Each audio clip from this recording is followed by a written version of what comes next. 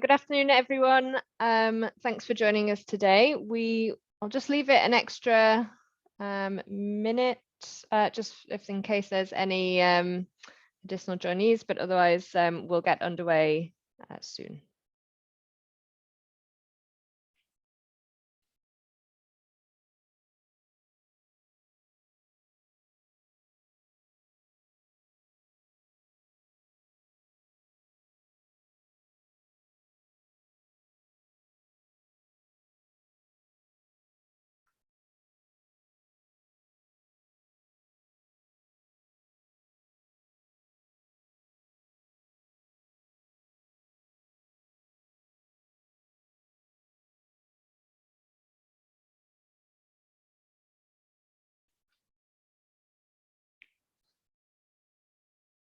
Okay, I think we still have a few people joining, but I'll make a start because we have quite a packed agenda today. So good afternoon and thanks for joining us to launch the two new resources that have been developed by Power Africa for off-grid solar companies, and particularly those operating with a pay-as-you-go business model. My name is Rebecca Rhodes. I'm a senior project manager within the performance and investment team at GOGLA. And I'll be moderating the webinar today. So the first resource being launched is a summary guide to credit risk management, and this is drawing on other tools and good practice from across the sector. Things such as the PayGo Perform KPIs and CGAP's more in-depth technical guide for credit risk management. And secondly, we're launching a suite of sales training materials for off-grid solar companies that covers best practice and recommendations and content to help companies improve training. So before we get fully underway, I'll hand over to Claudia for some opening remarks from Power Africa. Great, thanks. On behalf of Power Africa, welcome to the event hosted by GOGLA and the Power Africa Off-Grid Project. We're excited to have you here with us today. My name is Claudia Schwartz, and I'm the sector lead for off-grid solar and productive use in the Power Africa Coordinator's Office. Hopefully all of you are familiar with Power Africa, but just in case not, we're a US government-led partnership to double access to electricity in sub-Saharan Africa by 2030. And of the 30 million households and businesses that expect to gain new access to electricity, at least half are expected to be off-grid, and pay-as-you-go solar is a huge part of that. All of you on the call today are involved in one way or another in the off-grid solar industry. So I'm sure you're all familiar with recent press that the industry has received. I think we all probably have our opinions about that. But regardless, this webinar is really timely because the resources we're launching today are directly related to some critiques that some have had of the sector, whether justified or not. As Rebecca mentioned, the first resource is a pay-as-you-go credit risk management guide. That's a tool for companies to define for themselves how much risk they're comfortable taking and design tools to manage this. And the second tool is an off-grid solar sales training package to help companies operationalize the credit risk policies and ensure that staff throughout the organization fully understand and are ready to implement their company's approach to risk. And both resources were developed by the team of expert advisors from the Power Africa Off-Grid Project, or PAOP, which is a technical assistance program which supports companies and investors working across the off-grid sector. And many of you have probably worked with them directly. And throughout their ongoing support to companies, the PAOP team has seen the importance of well-developed consumer protection, credit risk management, and well-designed and well-trained sales teams. Because like in any industry, companies want to understand who their customers are and what they need so they can reach them efficiently with suitable solutions. And it's particularly true in a sector like off-grid solar, where we're trying to sell life-changing products on a sustainable basis to those with very limited incomes. And we know that companies can sometimes feel pressure to grow at an unsustainable rate. We know that even we as donors can sometimes be guilty of wanting unrealistic results, even as we ourselves are held to very high expectations of results from those above us. But we all know that in this industry, everybody benefits if companies have practices that promote transparent lending, sustainable growth, and consumer protection. As you'll see in the credit risk management guide, consumer protection is just as good for the company as it is for the customer, because ultimately it reduces highly costly defaults and repossessions. As it says in the guide, in some cases, avoiding one credit default is as valuable as 10 repaid loans. So the panelists here with us today will be going into more detail about these resources and how they can support off-grid businesses to achieve their goals.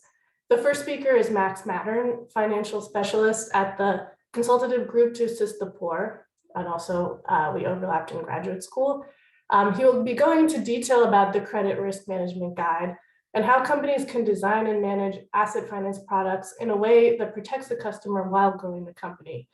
And as he'll explain, assessing customer ability and willingness to pay can be one of a company's greatest challenges, but is so important because it can help companies ensure that their customers are not over indebted and can afford to pay for the whole system, which of course everybody wants. And the next speaker, Abdurrahman So, financial product manager for Ulu, will be highly relevant as he'll be talking about his own company's experience with credit risk. And he'll tell you more about how large a cost credit can be for a company like his and how they address this. And third, we'll hear from Brigitte Long, who is a sales and marketing consultant who will be talking about the sales training package for off-grid solar companies. She'll introduce the training materials that companies can use to build the skills of their whole sales force, from helping sales managers understand diverse management techniques to helping sales agents perfect pitches. And then after the webinar, we'll be sharing the links to all of these resources, and they're already available for download on the Power Africa website. But ultimately, these guides are only as useful as people like you find them to be. So we really welcome your discussion about what's helpful, what you need more of, what you don't need more of. Please let us know how we can support you best. I'm guessing that all of us on this call understand and agree how life-changing pay-go solar can be. We've probably all seen it firsthand. And some consider it the most effective engine to relieve energy poverty ever attempted. But we also know it's not easy. So for those of you on this call who are representing companies, we hope that these tools launched today play a small part in making your jobs a little easier. And we're looking forward to hear from the panelists. So I'll hand it over to Max.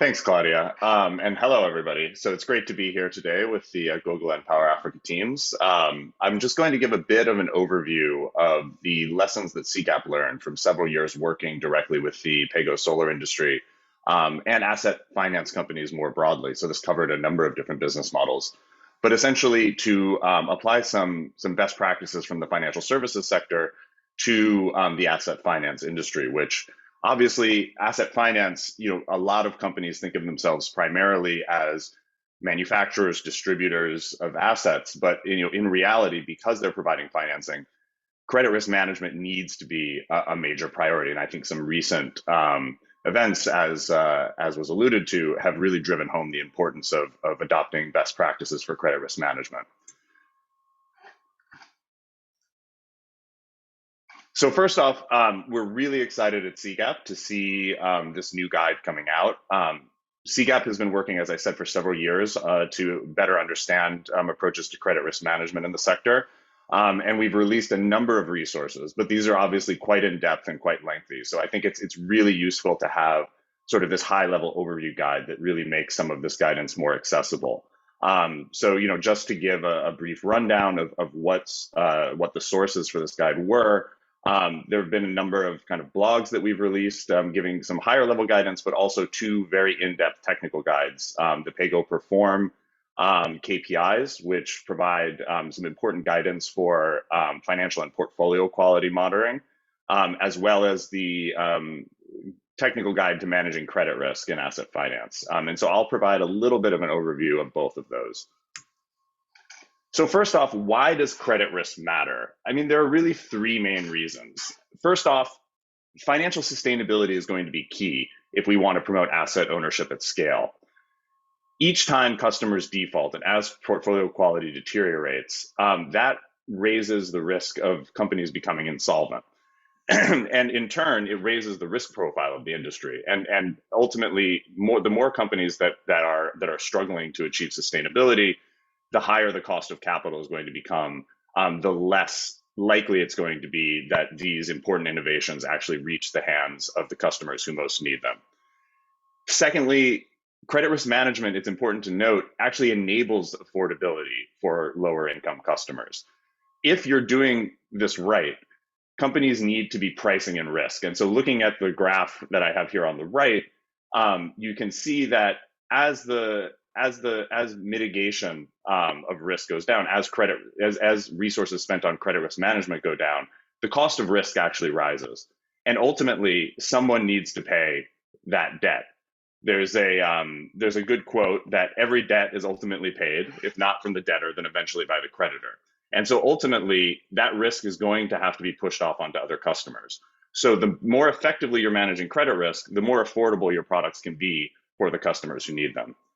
And finally, it's important to also remember that this is not just about financing widgets. It's about building markets. And ultimately, if companies are not effectively managing credit risk when trying to serve low-income customers, that's going to push them to move further up market. And the more that these companies feel pressure to move further up market, the less accessible these assets are going to become for lower income borrowers. And so it's really important that we prove the viability of this industry. We prove the viability of actually lending to low income customers, because if it doesn't work, then these markets are going to dry up. It's really important to also remember that there are a number of different tools that are out there, and increasingly with new technologies emerging, we have a lot of different tools at our disposal to manage credit risk. However, all of these different tools, they're important, but really the most important piece is not to focus on any one of these tools like repossession, alternative data, remote lockout technology, et cetera, as the silver bullet. Really, at the end of the day, the focus needs to be on the toolbox. So really, this is about the organization. This is about your risk culture. This is about your governance structures. This is about setting appropriate risk appetites, et cetera. So it's really about how an organization approaches credit risk rather than the individual tools at our disposal.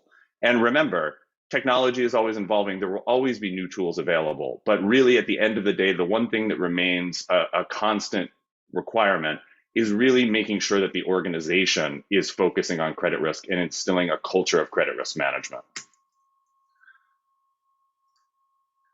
Now, we basically can summarize the findings from our work over the years into 4 key components for managing credit risk.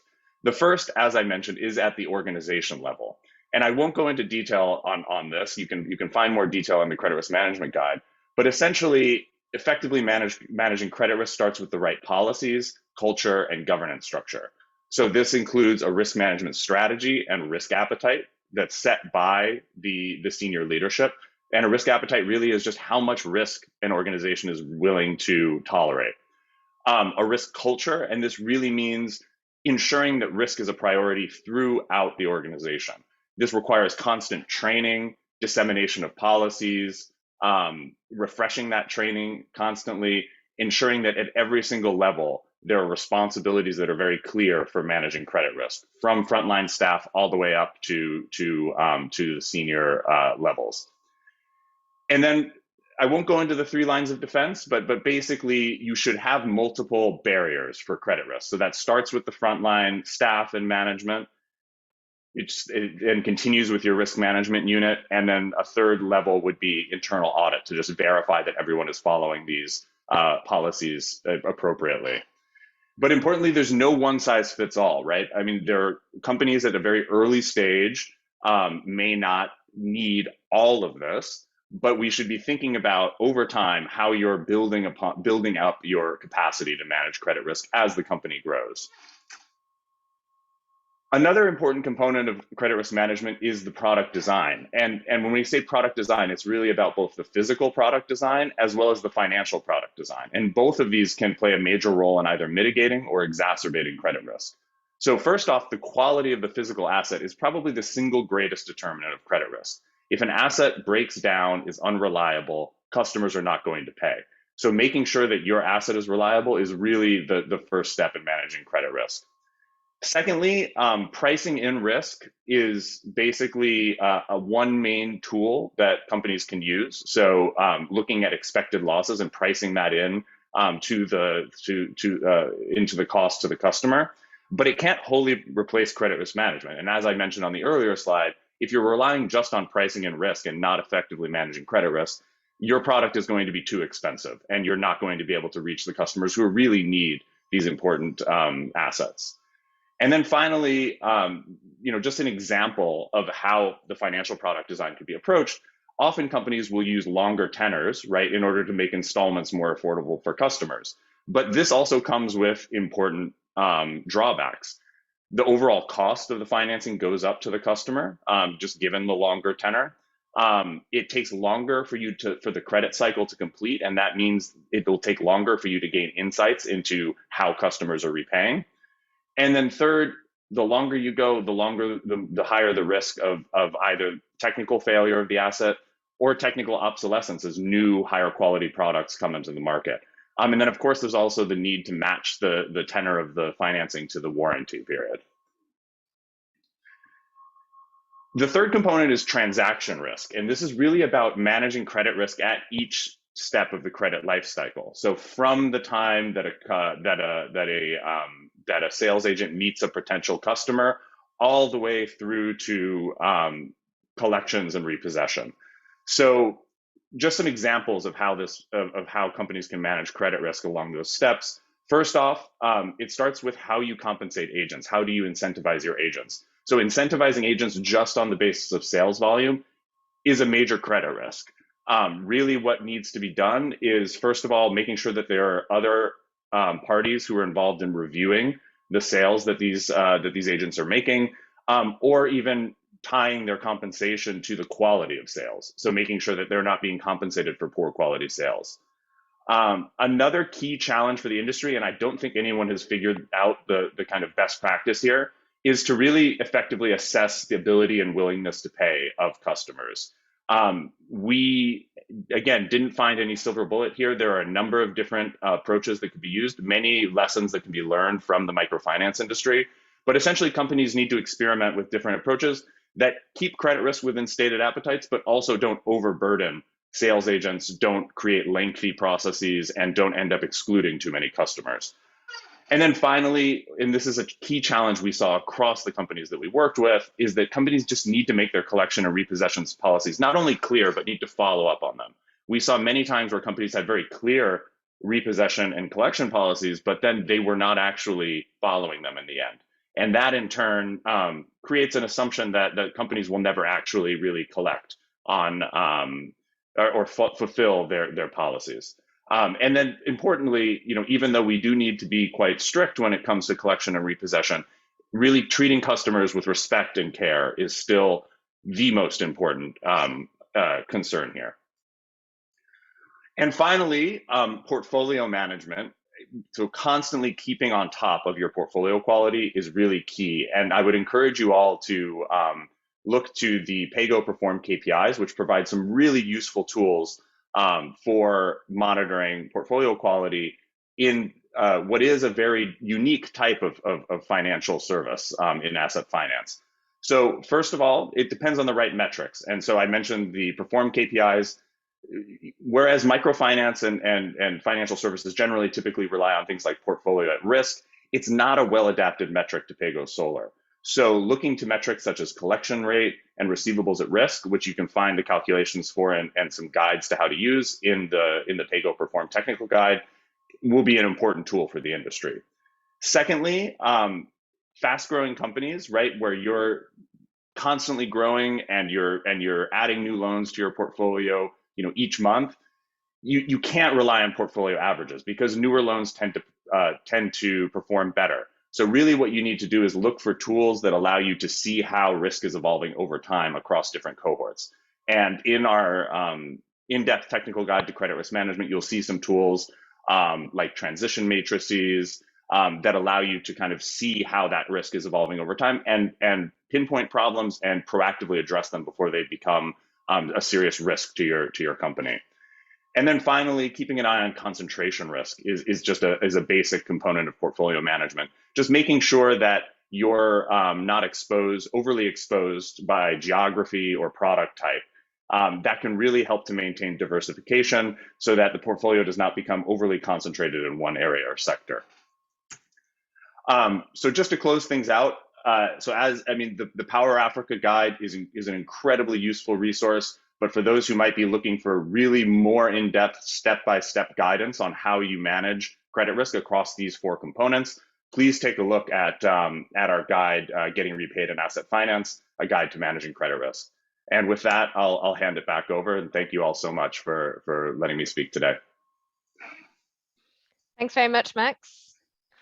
Yeah, so before we move on, I think just like to say how that was really well done and a very concise presentation of what can be quite a complex topic.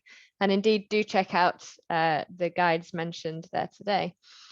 I think it's great to hear how all of the experience from companies and the practical kind of recommendations and good practice has been brought together to inform these guides as well.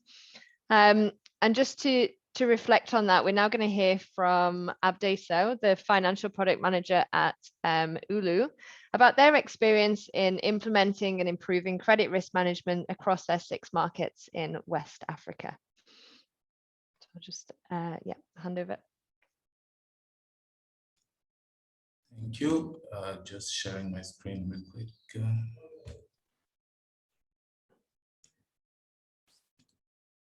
Yes, we can see that. Awesome. Thank you for the invite and the opportunity to share. So my name is Abderrahman Sow, or Abde. I work as financial product manager for Olu Solar. Olu provides solar home systems to its base customers. Basically, we provide lighting solutions, charging solutions, TVs, solar fans, and we provide those on cash basis or pay-as-you-go basis for our different markets. So we're in 6 countries: Nigeria, Senegal, Burkina Faso, Mali, Cameroon, and Niger. And so today, just wanted to share a little bit about our experience around credit risk management. The first question I want to answer is, why is credit risk management important to us at Olu? And I have, as a first reason, building a sustainable business, as Max has talked about. So to illustrate that, this is a graph that shows, on average, all the contracts generated by Olu by contract category. So about 24% of our contracts generated come from cash customers, 52% on pay-as-you-go that we actually recollect and we get paid, and about 24% is on a pay-as-you-go basis, but we don't get paid that amount. So overall, credit cost represents about 24% of our top line, and is the biggest cost that we incur, the biggest direct cost that we incur right after product cost. And so for Olu, it is essentially for us to build an amazing credit risk management system so that we can manage our gross margins and our contribution margins and have a business that can scale and that is sustainable. The second reason why it's important to us is that credit risk management seems to be our best bet in order to scale the business. So I try to illustrate that through this graph here, which shows how many sales an agent is able to make on average in a given month at different down payment levels. So for instance, when we have a down payment of 50%, we see an average of 1 sale per agent. When the down payment is dropped to 20%, it can go up to 2 sales per agent. And if we were able to drop to, say, 10% of the contract value as our down payment, we would be able to make 8 sales per agent. And we've tested these different down payment structures. The issue is that, true, you have high potential to scale with these lower down payment options. And I think a lot of us have seen that if you drop your down payment, a lot more people can afford your pricing plans. However, it comes with higher credit risk, right? So you're attracting a lot of customers who won't be able to pay at that threshold. they won't be able to pay in the long term. And so it increases the overall credit cost of the company. And so the question is, how can we bypass this trade-off between the ability to scale and the ability to keep decent contribution margins? And to us, we believe that with very good credit risk management, that's the only way to be able to provide those more affordable pricing plans, while at the same time managing your risk and making sure the business can scale in a profitable and responsible way. And the third point is that it's also our opportunity to scale our impact. So what we see is that credit risk is highly concentrated. Basically, for our experience, 10% of our customers explain 82% of our write-offs. So basically, if we could, if we imagine our business as a circle, we only had to cut a little tiny part of that circle in order to make it sustainable and scale it. But we are not able to do that today because we don't have the right credit management processes in place. And so we see a huge opportunity to drive scale and to attract a lot more customers to whom we will be able to provide much better pricing plans, much more affordable pricing plans by leveraging strong credit risk management processes. So these are the key reasons why we find it important. It's essentially key to making the business sustainable. In terms of our biggest challenges related to credit risk management, the first one is in terms of managing repayments. So there is two types of repayment issues that we see. The first one is early churn, and the second one is payment fatigue. So there's a lot of reasons why people don't pay, but the reasons we see where we can do a lot is on early churn and on payment fatigue. In terms of early churn, here I'm referring to customers who churn extremely early in the life cycle. So a customer who only pays one time or 3 times before they give up on your system. And for this type of churn, what we see as the key drivers of that is basically the ability to make really good welcome calls, systematic welcome calls that help us validate a sell and make sure that this is a sell where the customer really understood the contract, the customer really understood the promise of the product, because the agents oftentimes are only incentivized to sell. And so they may not spend as much time on explaining the product, explaining the contract, if you don't have a second line of checking that everything that is supposed to happen has happened. So that's one thing we do, systematic welcome calls before any sale. We also have slightly changed our agent compensation. So before we were 100% sales commissions oriented. Now we are testing out different compensation plans. In Nigeria, for instance, we're trying to pay agents if their customers successfully make 3 payments in a row, because we see that after you make 3 successful payments, your probability of churning is dramatically dropped compared to someone who misses an early payment. And finally, we prioritize repossession tickets related to newer customers. It's much easier to drive repossession for a fresh new contract where the agent has only, it's still fresh in his mind. He knows the village, he knows the house where he's supposed to go. And the customer has not committed, say, half of the contract value, where it becomes really difficult and really awkward for the agent to go to that place and repossess the system. And so we really prioritize to repossess. If a repossession is to happen, we try to make it happen within the first 90 days of the contract.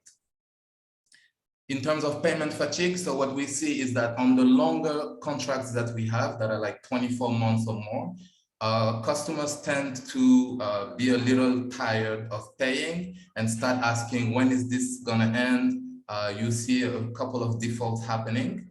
And the way we've been addressing that so far is by having a log technology that's reliable. So that's the baseline of how you can make sure that people who actually find value in the product can continue paying is through reliable technology. What we also do is we have discounts for customers if they pay out the balance. Basically, we calculate the interest rate that they were gonna pay over the remaining value of the contract, and we discount that to give them a promotion on that offer. And finally, we think that the key to making sure customers pay in the long term is timely repairs and world-class customer service. So basically, after 12 months, 18 months, the system is gradually degrading, and it's important to just be quick to repair and to attend to customers' needs, and for the customer service to also be in touch with customers to tell them how much they've paid, what is left to pay, and to give them all the options that they have, that the company puts at their disposition to help them pay. So another challenge, probably our biggest challenge, is rethinking our sales process. So primarily at Olu, what we've done historically is use pricing and compensation as our main levers for credit risk management. Today, we see a huge opportunity to add some credit risk management processes in our sales process in order to scale and at the same time manage risk very well. So what we're currently testing is we don't want to change too much on what is actually working. So the pricing plans that have manageable risk levels, we keep them as they are. But in parallel, we also are introducing much more attractive pricing plans where the down payment is more interesting, but we are running those lower down payment pricing plans through a much more rigorous credit process so that we can filter out customers who may not be able to pay. And so what we do is that anytime a customer wants to be able to have that lower down payment pricing plan, we have a system where you prospect them first. The agent has to do some data collection and input those data. Our customer service also does a welcome call right away and confirms the data and gets even more data. We have a score that the customer gets, and based on that score, he is either accepted or rejected before we proceed with an installation. So this is all in test. It's super challenging to implement because as you know, in our sector, growth is often the primary target, and credit risk management is often seen as a friction to the sales growth targets that people have. But we think that with this dual approach of letting what works run, but at the same time introducing much more interesting and risky pricing plans that do run through very rigorous process, might be our path to get both of the best of both worlds, essentially. The third challenge that we face is in terms of aligning agent incentives. So what we've done is we are piloting different levels of agents. So we have agents at level 1 and agents at level 2. And to qualify as a level 2 agent, you would have to meet certain threshold of volume and at the same time a threshold of collections, essentially, to be able to qualify and to be able to stay in that level. And what happens essentially is that for each of those levels, we have different salary commissions and after-sale commissions that are more interesting for the level 2s. And therefore the level 1 are always aiming to get a better collection rate so that they can qualify to level 2 and afford and get those more interesting commissions. And what we've also recently introduced is repayment commissions on top of the salary and the sales and after sales commissions that we give to our agents in order to help to drive those repayments and in order to give them an incentive to keep going after customers when they don't pay. So in summary, just to talk a little bit about the value we see in GOGLA and Power Africa resources that have been shared and the guidelines that have been put together by SIGAP. There's a lot of value in them. We've read through them and we've used a few of the tools and practices that are in there. And what I can say about those resources is that they can provide a really strong framework to manage credit risk that is aligned with your unique business context. The way the proposed framework has you defining your own risk appetite. So depending on where you are in your cycle, whether you're launching, whether you're at the stage where you need to prove growth or where you need to prove profitability, you can define your own risk appetite and from there build on what type of risk culture do I need to be able to stay within those limits that I've set. What is the governance supposed to look like? What are the information systems that I need to put in place, and what are the policies that I need to put in place? And I think if you work through this framework, you will be able to identify where am I struggling as a company that is that has to be better at credit risk management, and what can I do to improve. On top of the frameworks, it also provides very practical tools and tactics to manage credit risks. So there is a lot of frameworks and templates that you can use that is provided by those resources. I've seen templates about credit policies, templates about profiles that you need for different job descriptions and different functions that you may need, and templates about doing self-evaluations of your own credit systems and processes in order to be able to know where to put most of your efforts. And finally, the resources are full of case studies that will allow you to see what are companies doing, what are the main hypotheses of various companies, where are they betting their next credit risk management processes on. And so that allows just to reflect and to set your own pilots to see where you want to spend time reflecting or testing different ideas. And on top of just the case studies that are inside the resources, just providing those resources allows for discussions like we are having today, which allow different companies to share around a certain framework, and for different actors in the sector to learn and to just understand what are the stakes and what are different companies doing. So that's overall Olu's experience with credit risk management. And I thank you for the opportunity to share. Thanks very much, Abde. And I remember Olu was one of the attendees at a workshop that we co-hosted with CGAP back in 2020 on credit risk management. So it's really great to see how some of these tools and recommendations have been implemented. Thanks for sharing.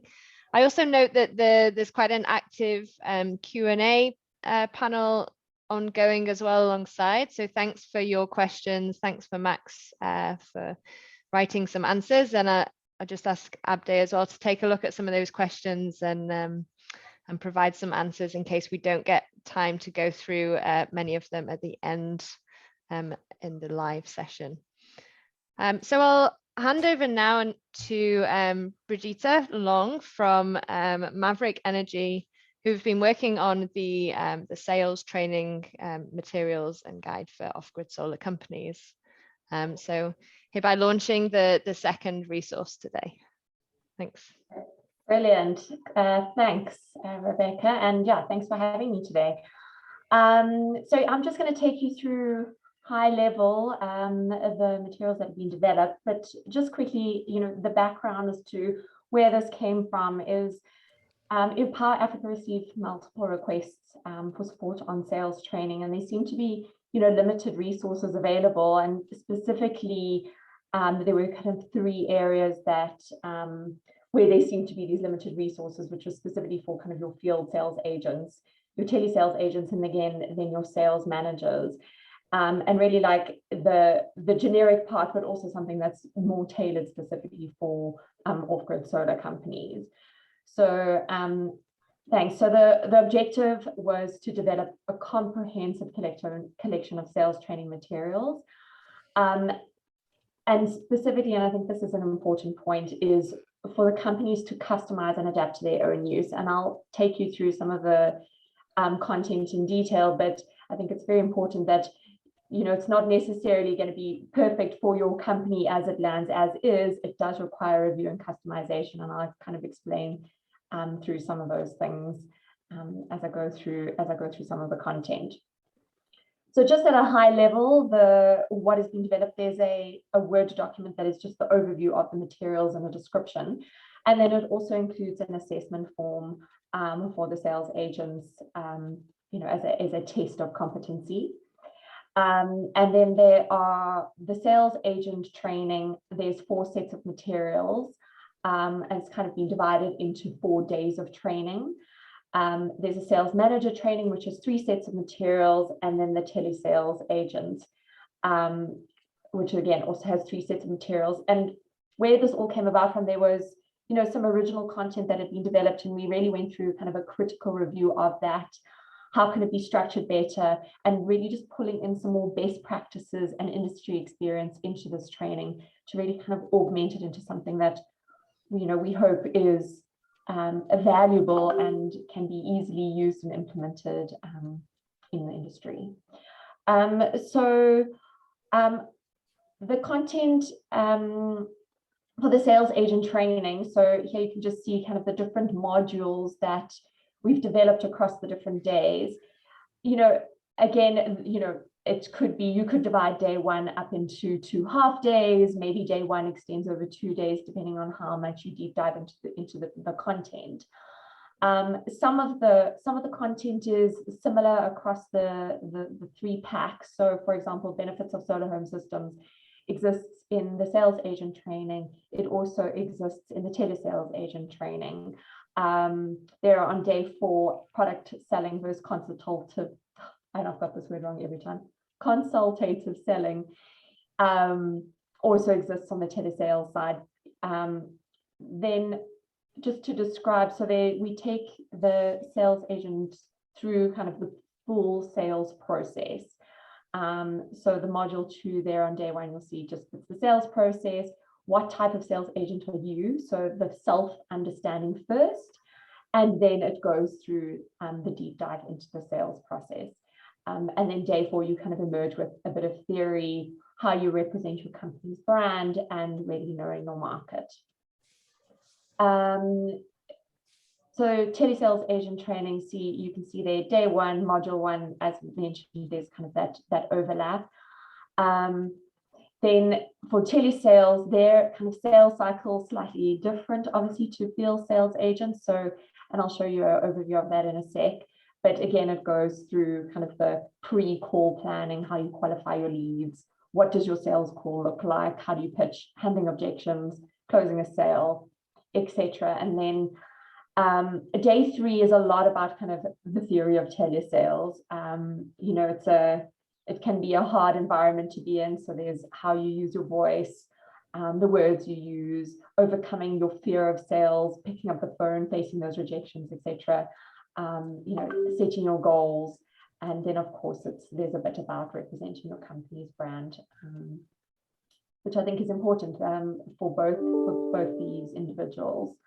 And I think what's important about the content is we really tried to pitch it at the right level. So there is theory, there is some, you know, interesting references and resources that we've quoted, but trying to get it to a level that is easy and practical and speaks to this kind of level of the organization. And then the final pack is the sales manager training. And this is a bit shorter, and this is really a lot about management style, how you build an effective team and building a high performance sales, being a high performance sales manager and building a high performance team under you, the kind of coaching, mentorship, management, different hats that you wear, how to motivate your team. And then the last day, and you know, we kept it specifically separate because using data, you know, to improve sales performance, that could be 3 days of training on its own or a topic on its own. You know, so we decided to keep that separate, that you know, you can augment it or just touch on it as required. I see someone's asked if the slide pack will definitely be shared. There's a link that will be shared, Hamandi.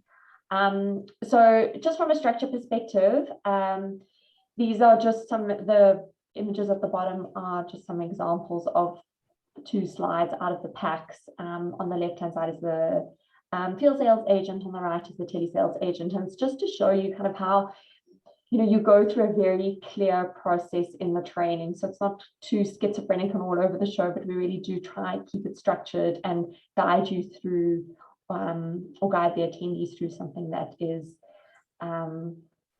structured, it makes sense. You can go to the next slide. So also, just adding in things like, what do you expect to get out of this training? Ensure it's pitched at the right level, questions around the training or the module. So it really kind of tries to prompt whoever is executing the training, just to make sure that you, one, establish expectations and communicate what is going to be, the individuals are going to be train them on it, and then check that they understand what is being covered. And we've used some kind of adult training theory to really bring the content to life. So here, where the packs include sales theory, so that's your lecture, that's the trainer speaking to the audience. Then we've written up some case studies. And when I mentioned that the content really, look at it and make sure it's customized to your audience, we've tried to keep it as generic as possible, but keeping something generic across a whole continent is quite tricky. So, I would say, if the individual's name that we've used in the case study doesn't speak to your location, give a heads up. Change the name. If I think we've largely used dollars in the case study. If that's wrong, change it to your local currency, change the quantities to something that makes sense. We've included discussion topics so that you can really get the attendees involved in discussing the issues and really thinking about them. And then, the way adults learn is you learn by doing. And I think role play is a very important part of kind of really internalizing some of the more practical skills, role playing issues when you have a difficult customer who's grilling you on difficult questions. It really helps to entrench the learning, and it's also a safe space to practice. So it helps to build that kind of confidence. And then, as I mentioned, they've been subdivided into days and modules and sessions, and that's up to you to customize for your organization. So just briefly, I'm not going to go into detail of this, but this is an example of some of the technical content. You'll see that there's a reference at the bottom. So if you do need to deep dive into a model or a tool that has been mentioned, you can go find the original. You can go to the next slide. This is an example of a case study. So really kind of gives you a paragraph or two to set the scene, and then gives you some questions to ponder. And the way the trainer executes this with the group depends on it's their prerogative. And then this is just a discussion topic. There you can see I've mentioned this is in dollars. Maybe it's fine for training. Otherwise, make sure to go through and update the content for your location. And then the next one is just team activity. So in groups of 2, discuss, etc., etc. And then this you can see is taken from the sales manager pack. And then so there is the link. I think it's been posted in the chat. But it's I think the key point is editors relevant? Change the jargon, change the names, and then really, if you do use the training material, and we hope you do, please do give us feedback. Where we need to edit, where we can improve, where we can augment. We do want these packs to be valuable, value adding, and really support the training effort. And I think that is me. Fantastic, thank you. Sure. And I'll just take this opportunity to say thank you to all of the 3 presenters for some really insightful material shared, and I look forward to digging a little bit deeper into those resources. So we have a few questions still unanswered in the Q&A, but if you have anything else you'd like to ask, please pop it in the Q&A box or the chat along the side. So the first one, I'll just come to Brigitte again, and that's from Matthias at Total. And to what extent Do the great training materials you built, to what extent are they relevant for Pico Solar? Yes, thank you for the question. So the training material is generic. We really have, we've had to keep ourselves in check around going into specific areas in the industry to make sure that it does remain quite high level. It's not dependent on the size of the system or the market segment. So Pico size systems should be fine, and it should be relevant. Please go check and again give us feedback if you look at it and you go, this is not going to work, so that we are aware of the feedback. But it is highly generic, so it should be fine. Thank you. Cheers. And I saw one question, it's already been answered, but I think it's quite an interesting one to discuss. And this is from Andre. So to Max, what has been your experience with machine learning and kind of AI credit scoring engines? And are these types of algorithms part of the future of managing credit risk in the sector? Thanks, Rebecca. And yeah, I mean, I think that it is very likely going to be the future of managing credit risk in the sector. The important thing is just to remember best practices for how these are deployed. And I think that it's not machine learning, right? I mean, it's in the name, right? These sorts of algorithms, they need to learn and become better over time. And so really, I think that there are a lot of organizations that think that I'm going to build the perfect algorithm and it's going to perfectly predict customer repayment behavior. And they think of it as a static sort of algorithm, right? You have these variables, right, that are fixed. And, if a customer meets the certain thresholds, then they are approved and they're going to be a good repayer. That's not necessarily the case. Things change over the time. These situations are dynamic. And so what you really need to do is to make sure that you're constantly feeding new data into the algorithm, that you're constantly tweaking it, improving it, and improving its capability to predict repayment behavior. And that takes time. It takes multiple credit cycles. And the big challenge in PAYGO is just that often the actual credit cycle is quite long, right? Customers take 2 years, 3 years in order to repay. That means 3 years before you're going to have good data to then feed back into the algorithm.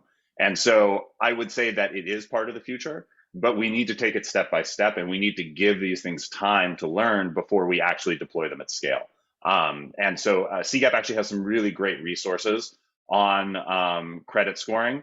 And so I'd encourage you to take a look at cgap.org and take a look at those resources. They're largely for the digital credit and microfinance sectors, but are equally applicable to PAYGO. Thanks.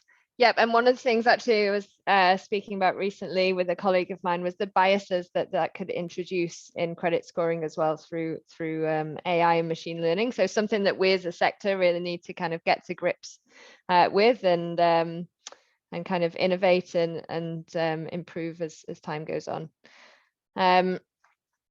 Okay, so I have another question. This is for Abde here. So from Majid, it says, you talked a lot about risk management. What about collections? So how do you monitor and improve the performance of collections at Ulu? Thank you for the question. Well, I think we talk a lot about credit risk management because the output of all these processes is actually getting your money, right? So it's actually getting collections. And so I think if we do all the steps of great credit risk management, collections become a natural output that flows through.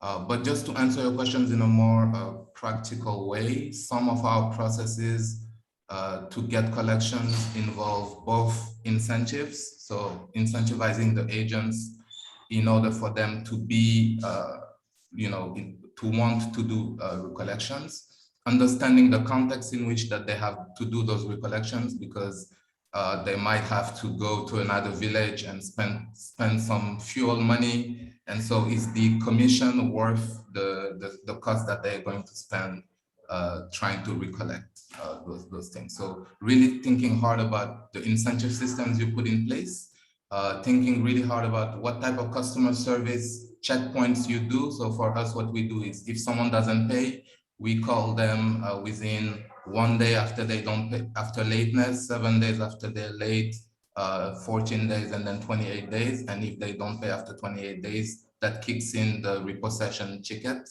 and that's a whole new process on its own. So it's really about sitting down, thinking about all the chain of what it takes to collect, putting the right incentives in place and the right processes. But at the end of the day, it's all gonna come back to having great credit risk management processes and systems, so that at the end of it, you will be able to perform all these collections. Thank you. And yeah, and I think that if we go back as well to the previous question about machine learning, I think Max also mentioned that tools will evolve, but what's really important is having the processes, having the culture of risk management embedded within the organizations as well. So yeah, happy to see that reflected in both those answers there. Okay, so I'll just take one final question. See if any of that we have not answered. Okay, this is also for Abde, and it's about discounting the balance of bad repayers. So how do you make sure that this will not impact the motivation of the good repayers? Sorry, can you repeat the question? Not sure I fully understand. So related to discounting the balance of bad repayers, how do you make sure that this will not impact the motivation of the good repayers? Oh, okay. I mean, everybody has that option to pay in advance, whether you're a good payer or a bad payer. As I said, the way we do the calculation is at any point in your contract, you can pay out the balance that is remaining at a discount. And the discount is essentially equal to the interest payments that you would have made had you gone through the normal repayment cycle. So it doesn't discourage anybody, because everybody has that same option at any time. And it's just a good option for those who seem a little bit tired and just want to be done with paying at some point. So I don't think it's a challenge. Thank you. And then finally, so just so I answered one question related to training groups. I think it's off the back of the fantastic sales training materials, and this came from from Johanna at NG.